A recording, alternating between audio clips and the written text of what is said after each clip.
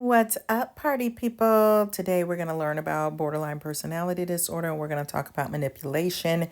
And I would say if there's any word that is triggering to people in the BPD community, it's the word manipulation because they do not feel like they are being manipulative. And it's really one of the first words that I learned about borderline personality disorder, that the people are very manipulative. That was the first thing that I learned, whether that's accurate or inaccurate. But since then, I have learned that that word can be really upsetting. So I want to be sensitive to that, but at the same time, I think we have to speak truth because you got two sides of the coin. You have the borderline who is under a lot of distress and having a challenging life in many, many ways. But then you've got the people who have to live with the person with BPD or interact with them who are also feeling very tortured by what they deem as manipulative behavior. So I always like to take a space of honesty with a big hug. Like, I'm holding your hand. I'm right beside you. I care about you. I would not spend my time doing borderline videos if I didn't feel that it could help somebody. I have met plenty of borderlines. I think I have borderlines in my family.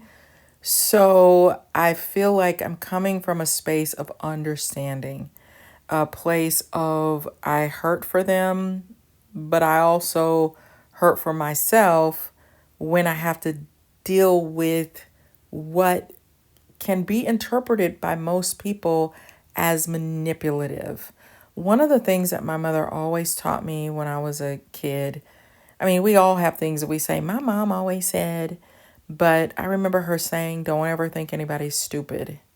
Assume that people are intelligent and basically don't play anybody for dumb, because sometimes people will do that.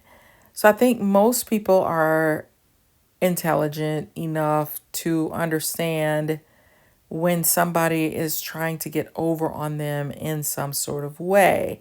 The problem is that you can point this out to somebody who has BPD and it just makes them change tactics and strategies, is what I've noticed, because it's like they can't stop trying to get their deep-seated need met. Basically, they're trying to stop hurting.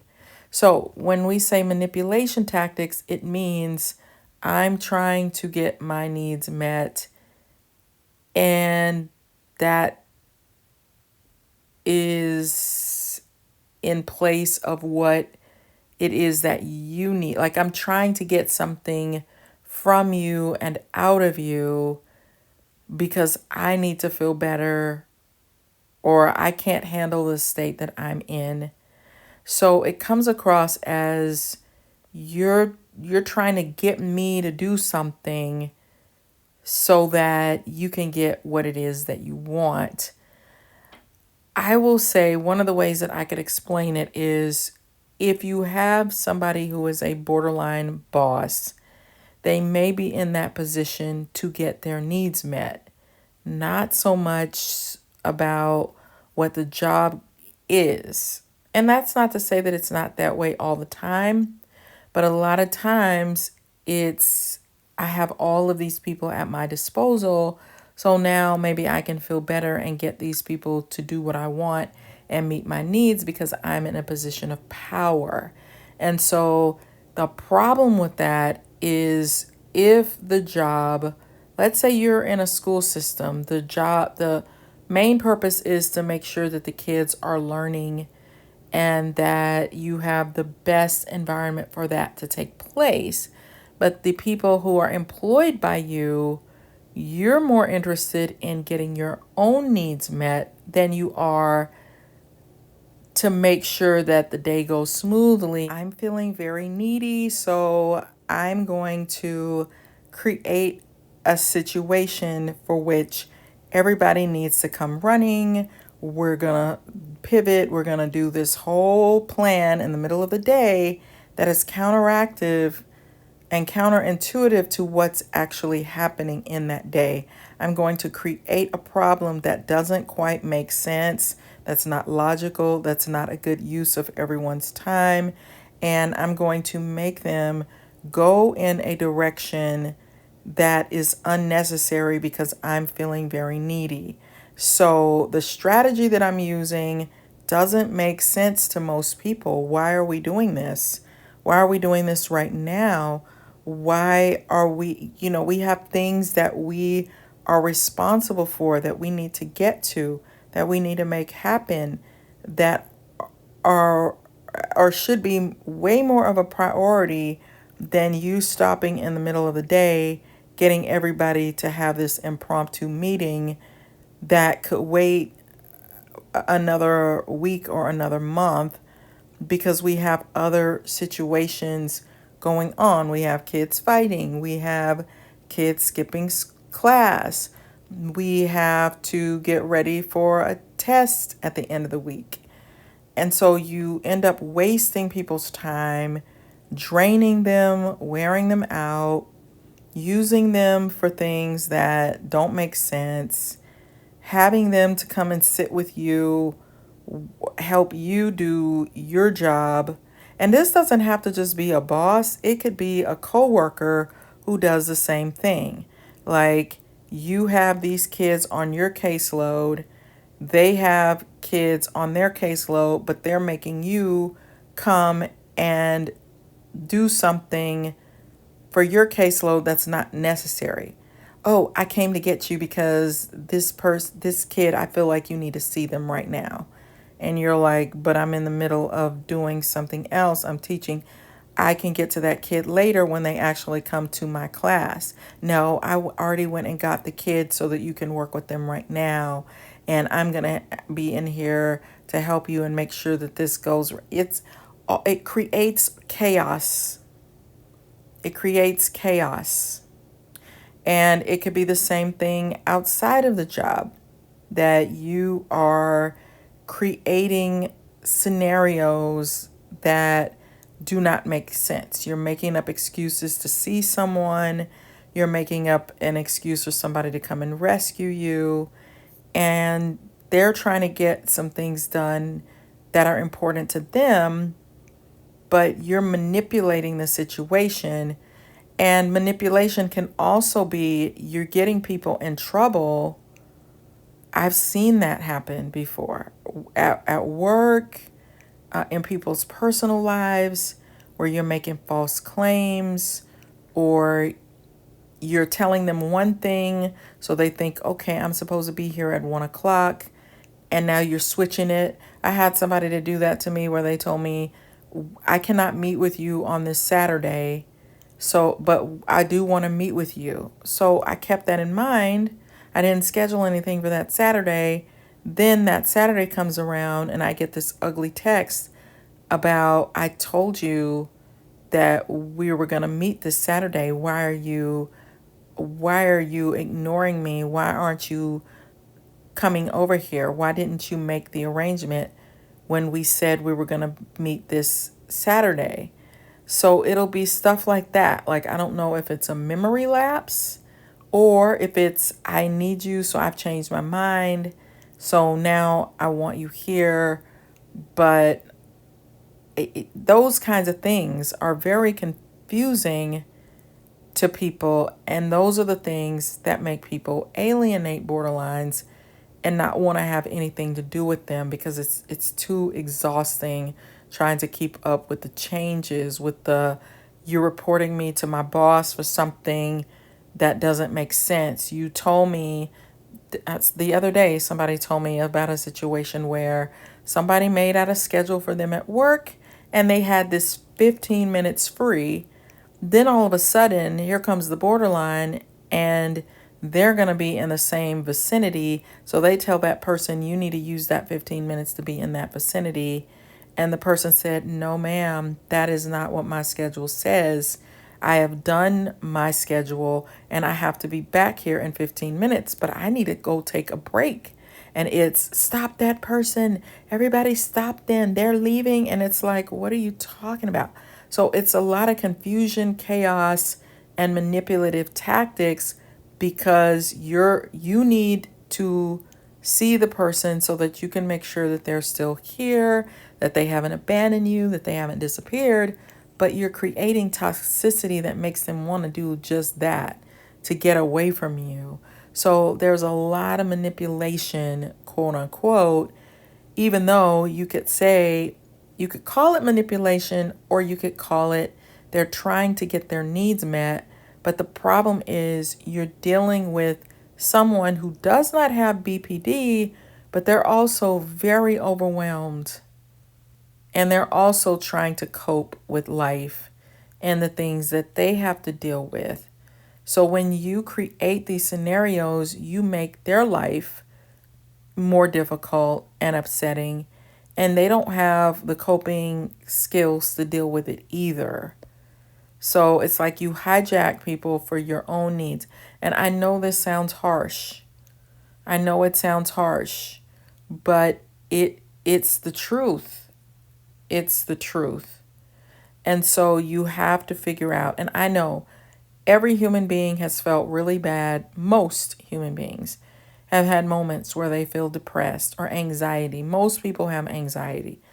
Most people know what it feels like to have a situation come up and it's like, oh my God, the refrigerator's not working. I got to empty out the whole refrigerator before all my food spoils. Where am I going to put it? How am I going to get a refrigerator right now? But it takes 2 days to order one. We've all felt moments where we're falling apart, or you're going through a breakup and you feel extremely hurt and sad and scared. We all feel that feeling. So I feel you on that, but it's not fair, even though we know you're feeling really bad. It almost would be better to just be honest and say, I am feeling really bad right now, or I'm having a moment where I'm afraid that I'm going to never see you again. My confusion with borderlines, and you can answer this if you have BPD, and I know that your answer will lean more towards, I need you to be there at all times. What I have found is that sometimes when I try to meet a borderline's needs, it makes it worse. It makes them act out more. It makes them cope even less. It makes them not rely on themselves at all. It makes them have tantrums. It makes them act a fool. It doesn't work to say, okay, you know what? I'm going to pour into you. I'm going to give you everything you need. I'm going to show you that I'm here. Every time you call me, I'm going to answer. Hello, it's me. Are you feeling needy? Okay, I'm here to give you hugs. I have seen borderlines start to act an absolute, like, go crazy if you give them what they say they want. It makes them more needy, act out even more, manipulate more. So let's say you're dealing with a borderline child. I think it does help to some extent to pour into them, to give them what it is that they're needing. Sometimes they won't let you not meet their needs. Sometimes they're going to act well, I don't want to say act crazy because that's offensive. And I admit that. They're going to act out. They're going to be upset. They're going to insist that you meet their needs. Sometimes it can work to pour into them. I have used that strategy before with borderline children where I'm pouring into them. I'm trying to correct some of the damage that's been done. Let's sing some songs together. Here, would you like a donut? Would you like, how would you treat your own kid? You would give them a lot of things that they want, but you would also set some boundaries. So I think it's kind of a combination of teaching them at the same time, this is what is expected of you. That was not nice that you did. Can you be polite? Can you go and say that you're sorry? I've had adults who don't want the kid's apology, but I'm like, I understand that you're mad at the kid, but how do you help them to learn to be accountable for their behavior if they can't apologize to you for what they did? Where it's like, nope, I don't want your apology. I just want you to do what you're supposed to do. Well, how are we going to teach them to be accountable if we don't allow them to apologize for what they've done wrong? So it's a combination of helping them to understand what it is that you want, trying to help them build a tolerance for how they need to behave, having that expectation, not just letting them do whatever they want to do, because that's going to make them act out even more, and you're not teaching them for the future. But at the same time, I think giving them what they want works also sometimes. Giving them 1,000 hugs, giving them some pudding, giving them a bag of chips, talking to them, sitting and playing a game with them, helping them to develop that sense of, I am here, that sense of consistency. I'm going to be here when I say I'm going to be here. I know there was this therapist that was working with this kid who I think was a borderline, but the therapist would always show up when he said he was going to show up with this kid. The kid would be, where is he? Is he coming today? Is he going to come and talk to me? Is he going to work with me? Is he going to be here? And he would do the check, check, check, check, check, check, check. Are you here? Are you here? Are you here? Until finally, some of that started to subside. And he was like, oh, he's always here, but I know why he's not here today. It's because we're doing so and so. Exactly. So sometimes you can help borderlines to work out their junk by giving them what they want, by coming in to the situation with them and being, I'm here. But I think you have to mix it up a little bit. I think you got to do both. Because the first reaction people have is, let me get away from you. Let me rebel. Let me fight with you. I'm going to argue with you. You can't tell me what to do. I know what you're doing. You're manipulating me. You're trying to get me to do something that doesn't make any sense. You're acting super needy. I can't take needy right now because I got my own problems. But sometimes it does help to meet some of their needs. So give me your feedback on what you think about borderline manipulation. Do you think it's a thing?